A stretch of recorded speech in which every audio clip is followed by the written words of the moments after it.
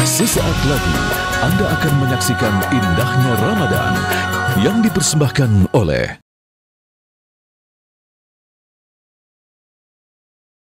Apa amal paling baik? Kata Nabi SAW, antufariqad dunya, kau mati meninggalkan dunia, walisanuka lisanmu ratbun, dalam keadaan basah, bizikrillah, karena menyebut Allah. Subhanallah, alhamdulillah, la ilaha illallah, wallahu akbar, la hawla wa la quwata illa billah, astaghfirullah, Allahumma salli ala sayyidina Muhammad wa ala ali sayyidina Muhammad, subhanallah bihamdihi, subhanallahil azim. Semestinya lisan digunakan basah untuk itu, tapi ternyata lisan basah terus menceritakan anak orang, istri orang, suami orang, menantu orang, tetangga orang. Kalau zaman dulu mungkin orang kalau mau ghibah, dia mesti ngetuk pintu orang dulu sebagai lawan bicara. Depan, belakang, kanan, kiri. Sekarang nggak perlu keluar rumah, nggak perlu ngetuk pintu orang, cukup masuk ke grup, komplitlah penderitaan.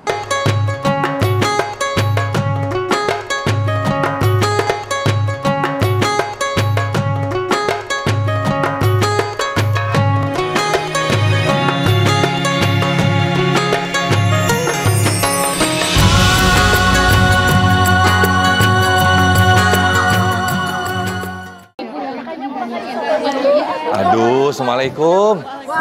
Kayaknya seru banget, lagi ngomongin apa ini? Kayaknya heboh banget ini. Aduh, jadi, malu banget, Ustaz. Ngebahas apa tadi? Biasa. Iya, jadi saya ikutan ini. Nah, pas banget nih, ibu-ibu dan juga para pemirsa Indahnya Ramadan. Kita akan mulai Indahnya Ramadan pada pagi hari ini. Kita sudah ada bersama UAS dan juga sahabat. Dan juga para jamaah di sini semuanya. Assalamualaikum. Ini dari adik-adik mana semua ini? Masya Allah. Kalau ibu-ibu ini dari yang udah heboh gibah tadi, dari mana? Dari rumah kebaikan. Masya Allah. Baik, nanti kita akan bahas lebih banyak lagi, lebih luas lagi tentang bagaimana membicarakan aib orang. Kami persilahkan Ustadz Abu Somad, silakan. Bismillahirrahmanirrahim. Assalamualaikum warahmatullahi wabarakatuh. Waalaikumsalam. Alhamdulillah. Wassalatu wassalamu ala rasulillah wa ala alihi wa sahbihi wa man tabi'ahu wa mawalah.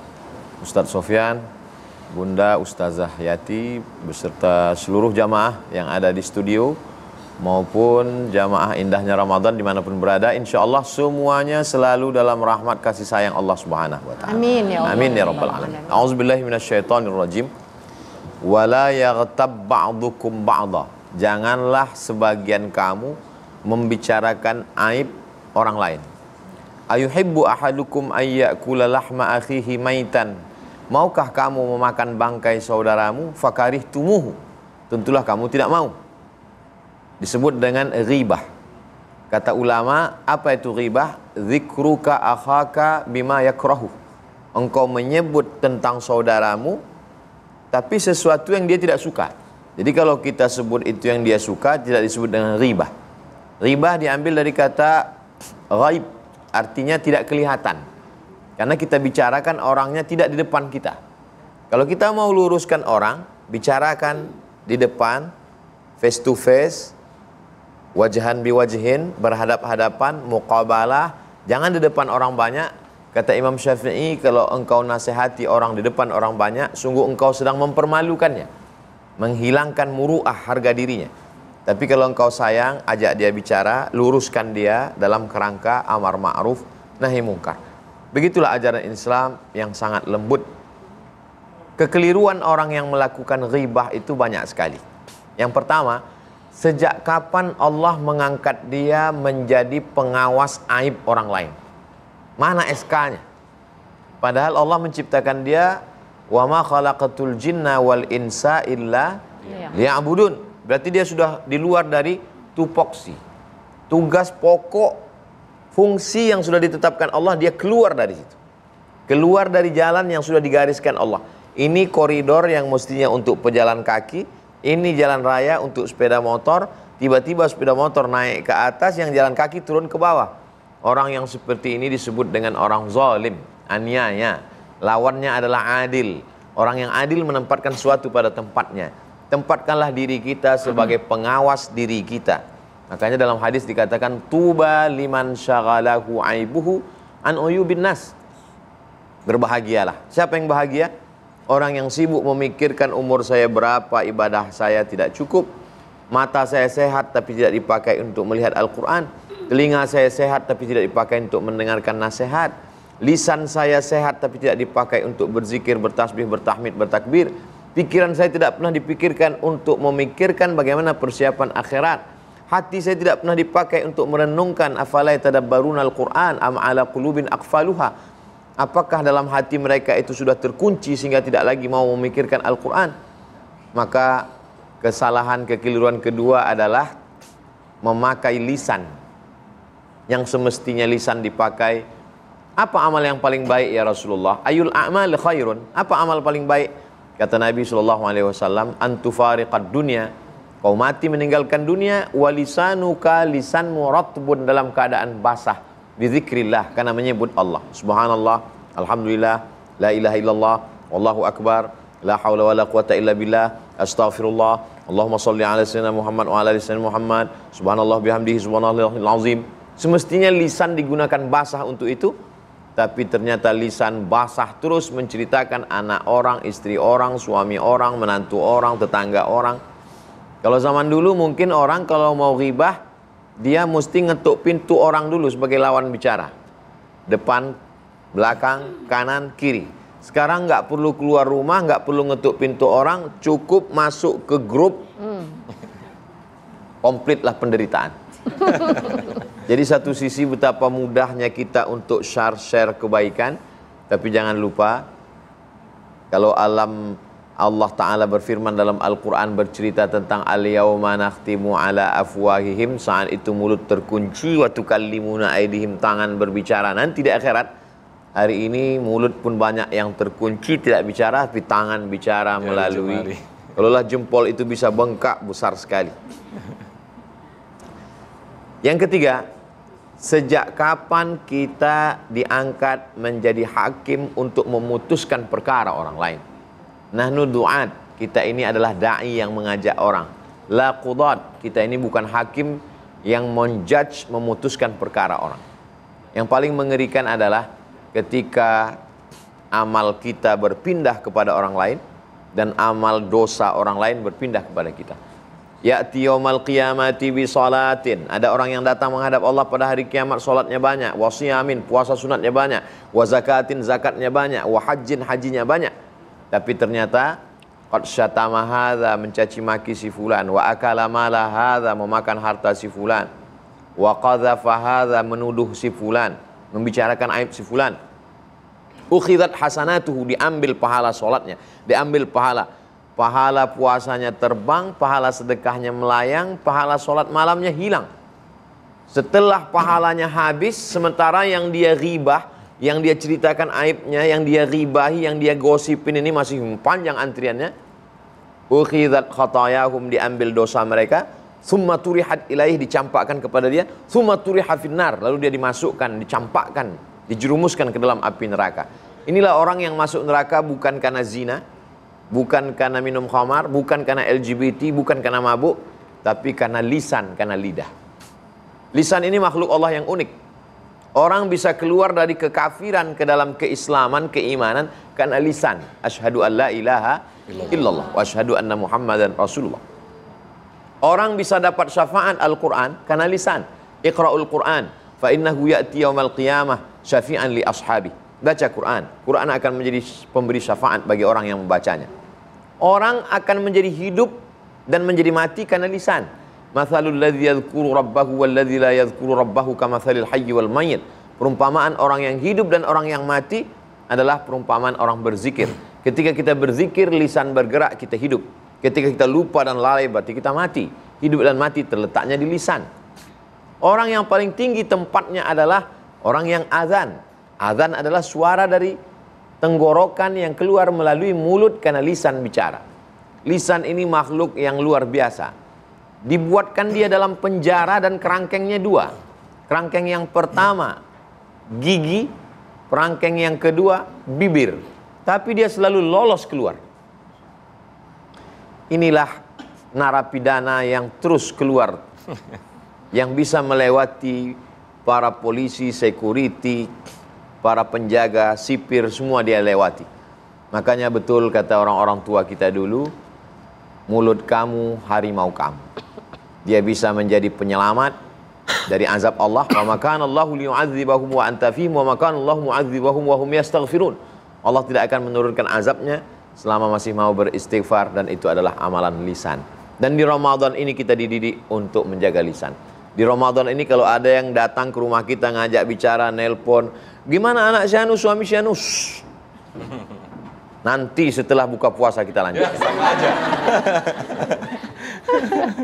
Demikian Ustaz Sofyan. Masya Allah, terima kasih Ustaz Somad atas paparannya dan luar biasa sekali. Nanti kita akan lanjutkan lagi setelah jeda. Nanti Bunda Yati Priyati akan membicarakan tentang kenapa sih kita ini selalu cenderung untuk membuka atau membicarakan aib orang lain. Setelah sahur yang berikut ini.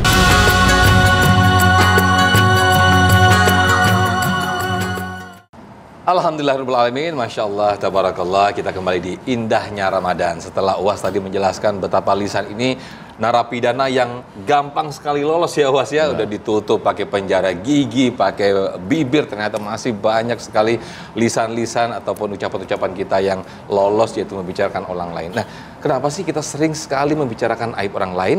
Bunda Yati Priyati akan membahasnya. Silakan Bunda. Bismillahirrahmanirrahim. Assalamualaikum warahmatullahi wabarakatuh. Waalaikumsalam.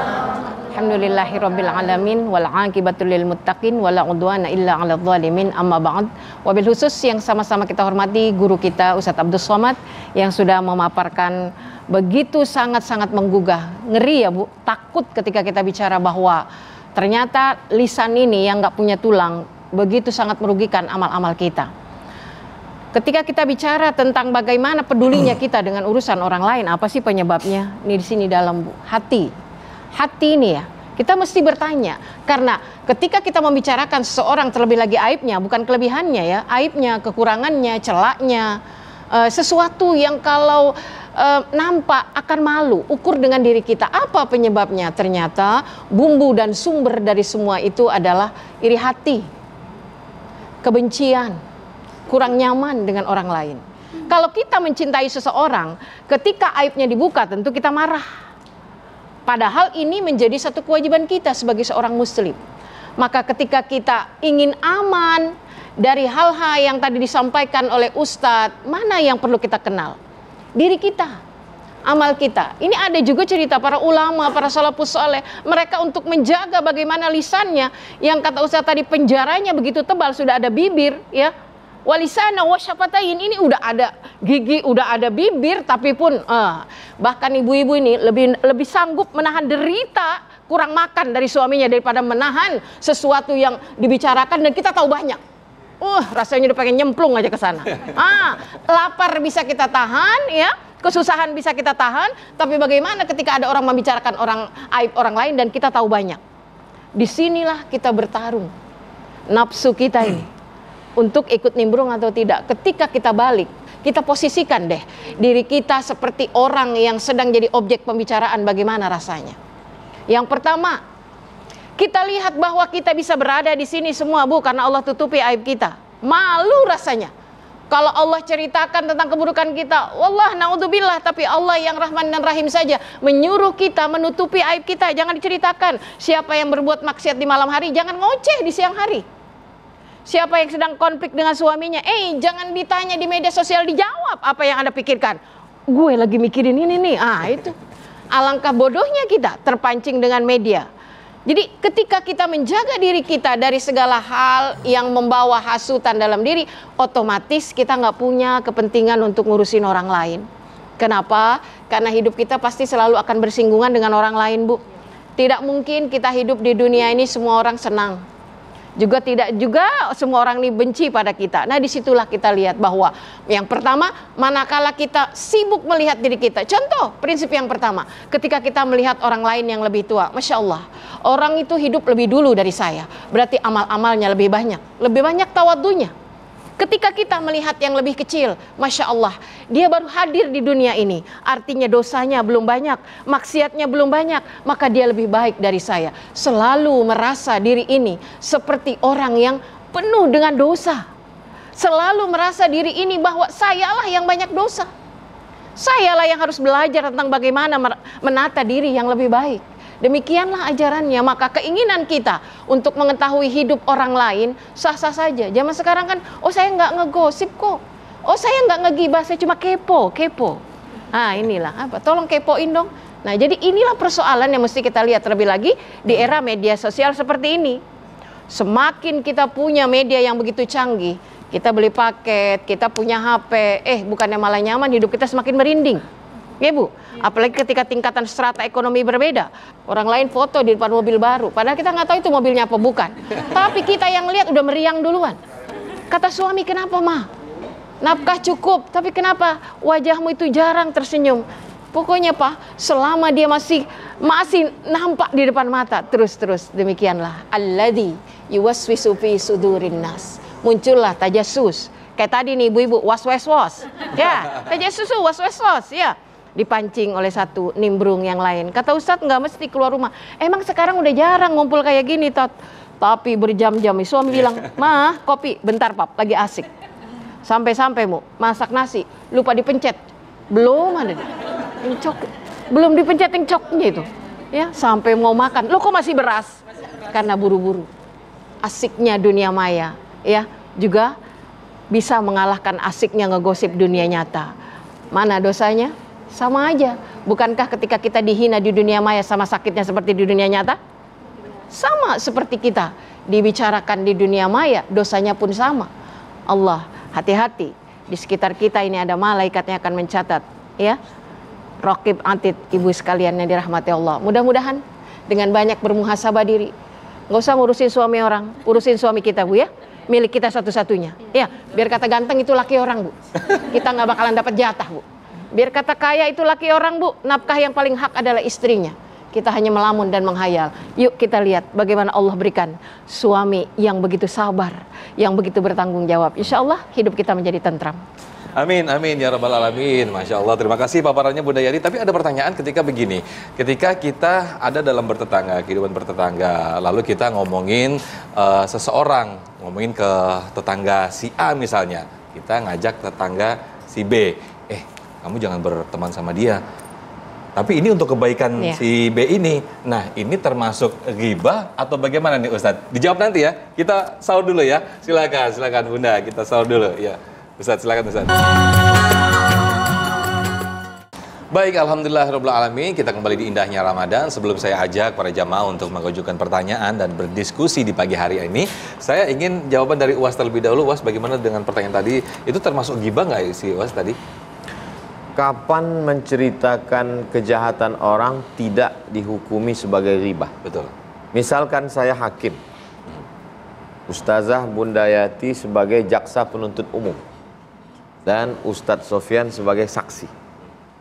Lalu saya bertanya ke saksi, apakah saudara saksi melihat peristiwa kejadian penipu ini? Siap yang mulia. Ustadz Siap Sofyan, yang mulia. Nggak gitu ya? Ustadz Sofyan cerita kan? Karena Ustadz Sofyan berilmu. Beliau tahu bahwa ini bukan ghibah. Tapi kalau orang nggak berilmu, waktu hakim bertanya, coba ceritakan. Mohon maaf Pak Hakim, kita nanti masuk neraka Pak Hakim. Jadi pada saat bersaksi untuk kemaslahatan keputusan hukuman, boleh. Yang kedua, pada saat ada jamaah bertanya ke Ustadz. Assalamualaikum Ustadz. Waalaikumsalam. Ada yang mau saya tanyakan Pak Ustadz? Ya silakan, nanti saya jawab kalau bisa insya Allah. Tapi saya takut ghibah Pak Ustadz. Ya nggak usah tanya. Nggak usah tanya. Contoh kasusnya terjadi pada zaman Nabi SAW. Inna Aba Sufyan rajulun syahih. Sesungguhnya suami saya Abu Sufyan orangnya bakhil, bin medit, bin pelit, bin kikir, bin... Apakah boleh saya ambil sebagian? Itu kan dia sedang menceritakan suaminya. Yang bertanya itu Hindun. Pada saat Nabi sedang duduk di atas bukit Sofa pada tahun 8 Hijrah Fathu Makkah. Saat Nabi duduk datang Hindun. Inna Aba Sufyan rajulun syahih. Boleh, dan Nabi tidak marah waktu itu. Ngapain kamu ceritakan dia? Enggak. Kenapa? Karena dia sedang bertanya tentang hukum. Yang ketiga, dalam ilmu hadis, adik-adik tentu ingat ada namanya ilmu al-jarhi wa ta'dil. Seorang periwayat diterima riwayatnya kalau dia lolos hadis 5 syarat. Ittisalus sanad, sanad bersambung. Adalatur rawi, rawinya adil. Dhabtur rawi, rawinya dhabit, kuat ingatan. Salamatun minasyuzuz, tidak ada syaz. Salamatun minal illah, tidak boleh ada illat. Bagaimana kita tahu bahwa riwayat ini tidak kadzab, tidak pembohong, tidak dajjal? Setelah ditanyakan kepada ulama. Wahai ulama, bolehkah kami ambil riwayatnya? Jangan ambil riwayatnya. Fulan kadzab. Apakah ulama ini ghibah? Tidak. Kenapa? Karena sedang memperlihatkan, menunjukkan kebatilan seseorang. Jadi kalau dalam 3 kasus bertanya hukum keputusan pengadilan, yang kedua mempertanyakan hukum fatwa, yang ketiga untuk menunjukkan kebatilan orang lain supaya selamat, maka dibolehkan. Tapi kan nggak diulang-ulang tiap hari. Ini biasanya nikmat ini kan kalau diulang terus. Ada new edition. Ada terus edit barunya. Jadi sebetulnya setan sedang mempermainkan. Wala udhillannahum, aku sesatkan mereka. Setelah mereka sesat, ada bumbunya. Wala umanniyannahum, aku buat mereka berimajinasi, berhalusinasi. Dan ketika ditanya, salah satu di antara peserta gosip unlimited itu, ini kayaknya gosip ya? Enggak. Ini kan masih enggak keluar dari yang 3 dijelaskan Ustaz Somad kemarin. Tapi to be continue ya, terus-terusan. Setan sedang bermain. Masya Allah, itu yang dijelaskan alladzi yuwaswisu fi sudurin nas Minal jinnati jinnati wan nas.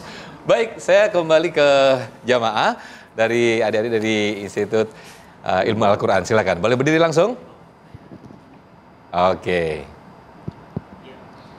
Assalamualaikum warahmatullahi wabarakatuh. Waalaikumsalam warahmatullahi wabarakatuh. Nama saya Cairunisa Aribah dari mahasiswa Institut Ilmu Al-Quran Jakarta. Pertanyaannya, apa hikmah dibalik Allah mengumpamakan orang yang membicarakan aib orang lain bagaikan orang yang memakan bangkai saudaranya sendiri? Terima kasih. Wassalamualaikum warahmatullahi wabarakatuh. Waalaikumsalam. Silakan Bunda Yati. Iya. Subhanallah ya, perumpamaan Allah ini sangat mengandung ibrah buat kita ya. Ini kalau pikir aja pakai akal deh, doyan nggak kita bangkai? Lagi bangkainya bangkai saudara gitu. Saudara kita yang kita makan bangkainya itu nggak tahu karena dia udah mati. Sama dengan gibah, mereka yang kita bicarakan tahu nggak? Nggak tahu. Jadi orang-orang yang makan kebusukan itu udah bisa dinilai karakternya seperti apa. Kemudian ketika dimakan apa sih manfaatnya? Bahasa kita lebih dalamnya adalah sangat menjijikkan. Ya, saudara ya, perumpamaan yang lebih dekat lagi saudara itu, bangkai saudara. Jadi manakala kita ingat kalam Allah ini, Allah ya, kita sedang belajar ya Bu, ke sana ya Bu ya. Jadi tadi mau gimmick aja kan Bu ya, bukan beneran. Insya Allah ya. Jadi kita cari yang banyak manfaat, kita cari yang membawa ketenangan, terlebih lagi di bulan Ramadan. Masya Allah, isi waktu dengan baca Quran ya. Tadi kata Ustadz kita lanjutin sampai berbuka, maksudnya tilawahnya gitu.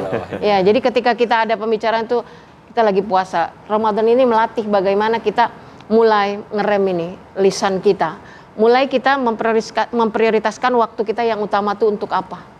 Karena sesungguhnya orang-orang yang rugi ya yang mudah terbawa tadi ya, bahkan berlanjut kemudian unlimited, bukan hanya paket aja ya, tapi gibah aja sampai kapan? Selamanya.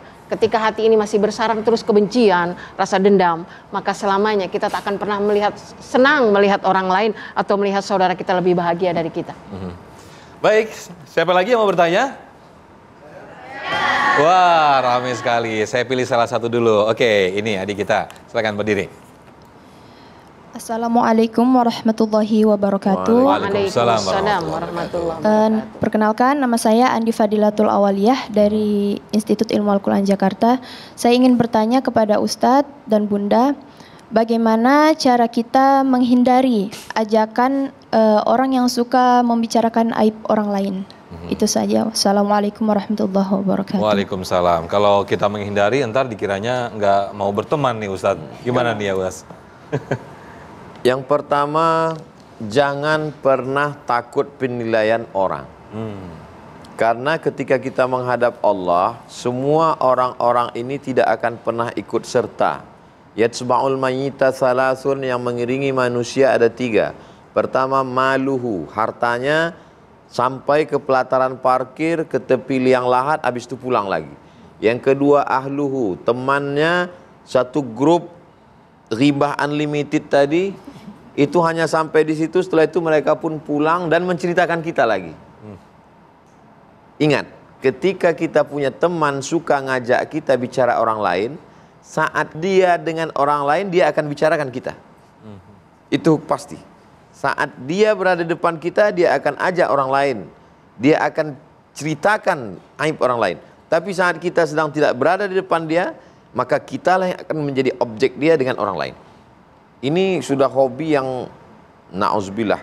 Lalu kemudian ketika kita masih berharap pada penilaian orang, nanti nggak dihargai orang, nanti nggak dianggap bestie, nanti nggak dianggap satu geng, nanti nggak dianggap satu grup, nanti akan dikucilkan. Lalu di mana letak iman? Di mana letak iman bahwa kita akan mati di liang lahat, akan ada mahsyar, akan ada hisab, akan ada timbangan amal, akan ada titian siratal mustaqim. Disitulah letak iman kita kepada Allah SWT. Ini belum lagi tawaran jabatan, harta, kekuasaan, baru hanya sekedar persaudaraan. Ingat, al-akhilla, orang-orang yang berteman. Ba'duhum li ba'din adu. Yauma idzin, pada hari itu nanti mereka saling bermusuhan. Gara-gara kamulah saya makan bangkai. Gara-gara kamu juga. Kamu kok ngajak saya, ya kamu kok ikut. Illal, kecuali orang-orang yang bertakwa kepada Allah. Mereka saling memuji. Gara-gara kamu saya baca Quran. Enggak, gara-gara kamu yang mengingatkan saya. Mereka saling memuji di hadapan Allah. Mudah-mudahan kita termasuk dalam golongan yang saling memuji di hadapan Allah. Amin. Yang kedua, orang yang membicarakan aib orang lain itu, kenapa dia sulit untuk berhenti? Karena dia meyakini bahwa ada amal yang bisa menutupi ini. Jadi logika dia berpikir sendirian. Siapa yang berpikir sendirian menarik kesimpulan sendirian? Ana khairum minhu. Khalaqtani min nar, kau ciptakan aku dari api, wa khalaqtahu min tin. Dia kau ciptakan dari tanah, ana khairum minhu, aku lebih baik daripada dia. Itu pola pikir iblis. Allah tidak pernah mengatakan api lebih baik daripada tanah. Allah tidak pernah mengatakan tanah lebih hina daripada api. Lalu siapa yang menarik kesimpulan bahwa tanah lebih hina dan api lebih mulia? Iblis. Dia membuat pikiran sendiri, berasumsi, menarik kesimpulan sendiri. Saya kan udah sholat, udah zakat, udah baca Quran, udah sedekah, udah taraweh. Masa ribah-ribah dikit nggak boleh? Kan bisa ditutup dengan ini.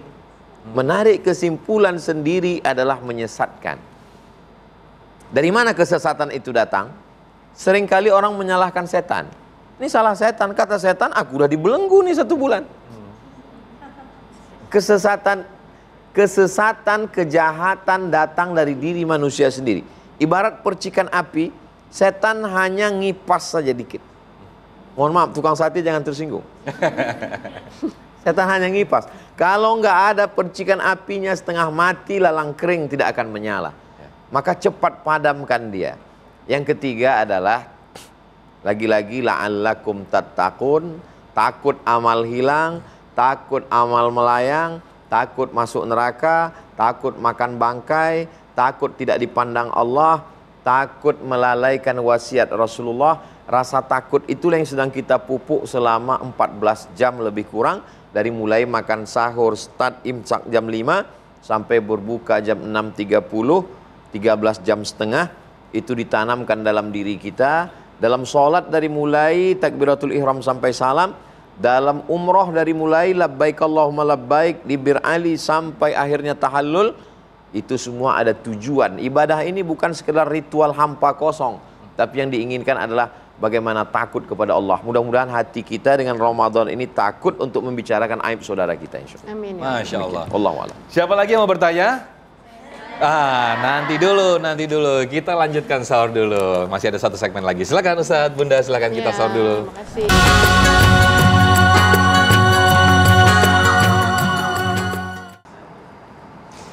Alhamdulillahirrahmanirrahim, masih di indahnya Ramadan. Masya Allah, pemaparan dari guru-guru kita tadi luar biasa. Dan juga pemaparan perumpamaan yang Allah umpamakan bagaikan memakan bangkai saudara kita sendiri. Masya Allah, sangat mengerikan dan juga sangat menjijikan ya Bunda ya, Ustadz ya. Oke, saya buka lagi pertanyaan. Silakan Bunda-bunda dan juga adik-adik. Wah, seru nih. Ayo silakan Bunda. Bismillahirrahmanirrahim. Assalamualaikum warahmatullahi wabarakatuh. Waalaikumsalam warahmatullahi wabarakatuh. Afwan, nama saya Tati dari Rumah Kebaikan. Izin bertanya Ustadz, bagaimana cara menyikapi ketika ada orang yang menggibahi kita terus-menerus dan kita menginginkan agar kita tidak terpancing gitu, tetap tenang gitu ketika mereka menggibahi kita. Hanya itu aja yang bisa saya sampaikan. Assalamualaikum warahmatullahi wabarakatuh. Waalaikumsalam, terima kasih Bu Tati. Silakan Ustadz. In ja'akum fasiqun binaba'in fatabayyan. Dalam qiraat lain fatathabbatu. Kalau ada orang yang membawa suatu berita yang tidak benar, maka tabayyunlah. Klarifikasi. Prakteknya Pak Ustadz, saya amalkan begitu. Jadi ketika saya dapat berita Ustadz Abdul Somad ini orang ngomong begini, saya cari waktu yang tepat. Kebetulan pas lagi ke masjid ketemu sama orangnya.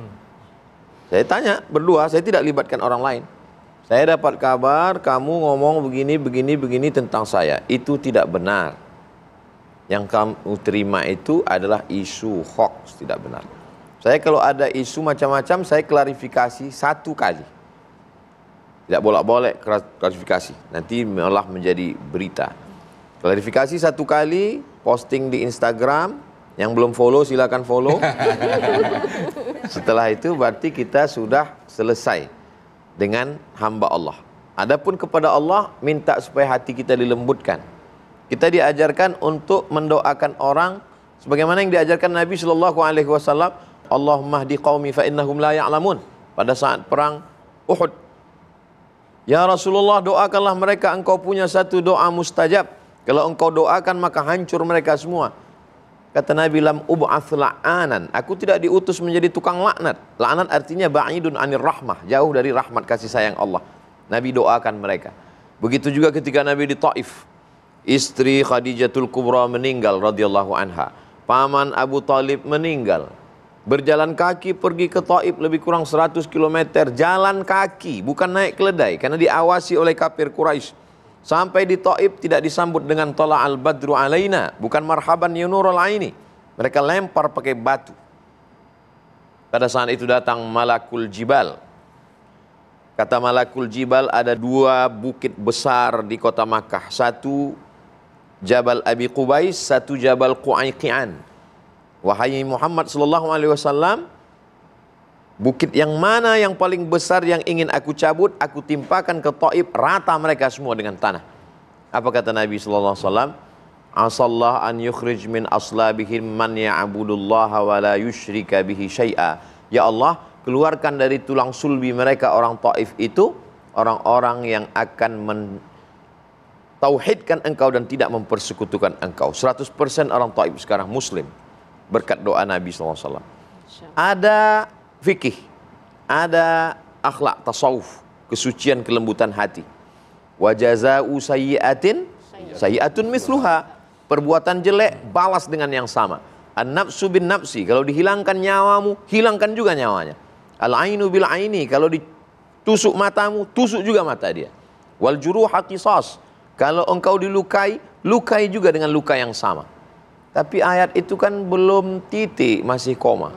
Faman afa wa aslaha fa ajruhu 'ala Allah. Siapa yang mau memaafkan, siapa yang mau berdamai, maka Allah akan memberikan balasan. Balasan orang yang bersyukur, la azidannakum. Tapi balasan orang yang sabar, innama yuwaffas sabiruna ajrahum bighairi hisab. Nabi ketika di Madinah, apa kata orang Yahudi, Bani Nadir, Bani Quraizah, Bani Qainuqa, Khaybar? Assalamu alaika. Assalamu alaika, keselamatan untukmu. Assalamu alaika, matilah kau. Ketika itu Sayyidatuna Aisyah langsung menjawab, wa'alaikumussalam wal la'nah, matilah kamu dan kamu dilaknat. Kata Nabi, mahlan ya Aisyah, innallaha yuhibbur rifqa fil amri kulli. Allah suka kita bersikap lembut. Tapi kamu tidak balas ya Rasulullah. Aku sudah balas, kata Rasulullah. Apa balasannya? Nabi mengatakan, wa'alaikum, kamu juga. Jadi kalau kita dilempar orang pakai batu, lempar dia pakai bunga. Dia lempar 2 kali, lempar 2 kali pakai bunga. Dia lempar 3 kali, lempar juga pakai bunga, yakinkan potnya ikut sekalian. Itu waalaikum juga itu ya. Oke, baik, selanjutnya saya ke adik-adik dari mahasiswa IIQ. Ada yang mau tanya, silakan. Mana? Oke, yang mana nih? Yang mana nih? Ayo silakan. Ya. Assalamualaikum warahmatullahi wabarakatuh. Waalaikumsalam. Saya Siti Rialin Goivi dari mahasiswa IKI Jakarta. Saya izin bertanya, apa konsekuensi dari orang yang selalu membicarakan aib orang lain ketika di dunia maupun di akhirat? Terima kasih. Wassalamualaikum warahmatullahi wabarakatuh. Waalaikumsalam. Silakan Bunda. Di akhirat sudah jelas, tadi Ustadz sudah menjelaskan banyak ya. Rugi kita. Ya, amal-amal kita ditransfer ke yang kita omongin. Dosa dia ditransfer ke kita. Bangkrutlah kita di sana. Capek-capek jalan nih, bawa nih semangat menghadap Allah Subhanahu wa taala. Begitu menghadap, kosong ternyata. Kenapa? Bocor. Bocor nih. Orang bawa beras karung tapi karungnya bocor. Di dunia, lihat, hidupnya nggak tenang. Gimana mau tenang kalau kepo mulu sama orang? Iya. Hidupnya selalu pusat perhatiannya ada orang lain. Orang lain yang dilihat nikmatnya begitu banyak, dia orang yang tertinggal. Tidak mau lebih dari orang lain, bahwa dirinya yang selalu lebih cantik, lebih kaya, lebih rupawan, lebih sukses. Sehingga begitu melihat orang lain lebih, dia meriang. Lihat saudaranya beli motor, sesak napas. Lihat saudaranya beli mobil masuk IGD. Lihat saudaranya rumahnya direnov, innalillahi wa inna ilaihi raji'un. Jadi disinilah dilema hati. Ya. Jadi bagaimana kita bisa bertahan dengan kondisi batin yang rusak. Padahal jiwa yang tenang itu adalah jiwa yang selalu merasa cukup. Memang nih dari kita perempuan, mohon maaf nih, mudah-mudahan ya Ustadz juga sama kali ya. Memang ini qanaah agak susah sama kita nih dari perempuan. Perempuan lebih susah qanaah Bu. Kita lebih banyak belajar tentang qanaah ya Bu ya. Apalagi nih perempuan yang banyak pergaulannya, kok enak ya. Dia dapat fasilitas ya Allah, suaminya gajinya besar gitu ya. Sehingga kita selalu membandingkan hidup kita dengan orang lain. Ketidakmampuan kita menyebabkan hati kita menjadi tidak bersih, maka yang muncul adalah rasa tidak tenang. Ya. Kemudian yang berikutnya adalah tidak fokus kepada diri sendiri. Tidak fokus, orientasinya adalah orang lain. Maka karena tidak fokus pada diri sendiri, banyak target-target hidupnya yang gagal. Banyak tujuan-tujuan yang tidak tercapai. Banyak hal-hal yang ada di sekitarnya terabaikan. Suami nggak diurus, anak dicuekin, ya karena hanya fokus kepada urusan yang sedang dia rasain ini. Dan yang terakhir adalah orang-orang yang selalu ingin bagaimana orang lain menjadi bumbu dalam lisannya ini. Terakhir sekali adalah banyak buang-buang waktu. Waktu kita pendek Bu, ya pendek ini, bukan waktu yang panjang. Hati-hati nih, Ramadan berjalan sekian hari. Dari sekian hari yang kita lalui, kualitas mana yang paling tertinggi? Maka kita berlomba-lomba memanfaatkan Ramadan ini sebagai momen terbaik. Kenapa? Jadikan Ramadan ini Ramadan terbaik bagi kita. Karena wallah belum tentu Ramadan yang akan datang kita bisa bertemu. Kalau kita dipertemukan oleh Allah dengan Ramadan di tahun ini adalah satu nikmat. Nikmat yang sangat luar biasa dari Allah. Maka stop semuanya. Mari kita fokus pada amaliyah kita yang insya Allah menjadi kualitas terbaik, Ramadan terbaik buat kita. Amin, amin. Masya Allah. Terima kasih Bunda Yati. Dan juga UAS tadi yang sudah memberikan materi pemaparannya. Jadi santai aja, cool aja, santai. Cukup nanti kalau misalnya diomongin sama orang, kita cukup satu statement. Kasih video klarifikasi, jangan lupa like and subscribe. Gitu ya Ustaz. sedikit Ustaz, kesimpulan Ustaz. Silakan Ustaz, dari apa yang kita bahas sepanjang pagi ini Ustaz. Ketika kita menempatkan sesuatu tidak pada tempatnya, maka kita sedang mengundang murka Allah. Kita letakkan lidah yang semestinya bertasbih bertahmid malah menceritakan aib orang lain. Kita letakkan diri kita yang mestinya beribadah malah menjadi penghakim, penghukum, judge orang lain. Kita letakkan waktu yang semestinya diisi untuk bekal menghadap Allah malah waktu itu diisi untuk sia-sia. Maka sesungguhnya kita adalah orang zalim.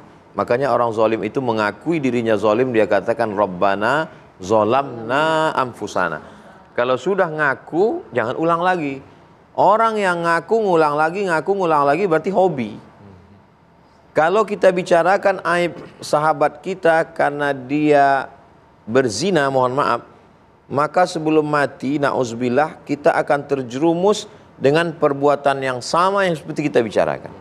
Kalau kita bicarakan dia berjudi, minum khamar, na'udzubillah, apa yang kita bicarakan boleh jadi akan terjadi pada diri kita. Maka kalau kita tahu, kita segera minta ampun dan minta jauhkan supaya Allah selamatkan kita dan anak cucu kita sampai hari kiamat. Amin ya Allah. Amin, amin ya Allah, amin ya rabbal alamin. Akhir kata saya Muhammad Sofyan dan juga Ustadz Abu Somad bersama sahabat Bunda Yati Priyati dan seluruh jamaah pamit undur diri. Terima kasih. Wassalamualaikum warahmatullahi wabarakatuh. Waalaikumsalam. Allahumma tahhir qulubana minan nifaqi wal hasadi wal kibriyai wal azamah. Sucikan hati kami dari hasad, dengki, busuk hati, merasa diri lebih mulia, merasa diri lebih hebat dari orang lain. Allahumma hafaz alsinatana minal ghibati wan namimah. Jagalah lisan kami dari ghibah, dari namimah, dari adu domba, dari membicarakan aib orang lain. Allahumma ja'alna minal ladzina yastami'una al-qawla fayattabi'una ahsanah. Jadikan kami orang-orang yang mendengarkan nasihat yang baik dari guru-guru kami, lalu kami mengamalkannya dengan amal yang terbaik. Waj'alna minal mukhlasin, jadikan kami orang yang ikhlas. Waj'alna minal muttaqin, tanamkan dalam hati kami rasa takut ghibah, takut namimah, takut hasad, takut dengki, sehingga kami benar-benar mencapai derajat takwa kepadamu ya Allah. Wa sallallahu ala sayyidina Muhammad wa ala alihi washabihi wasallam walhamdulillahi rabbil alamin.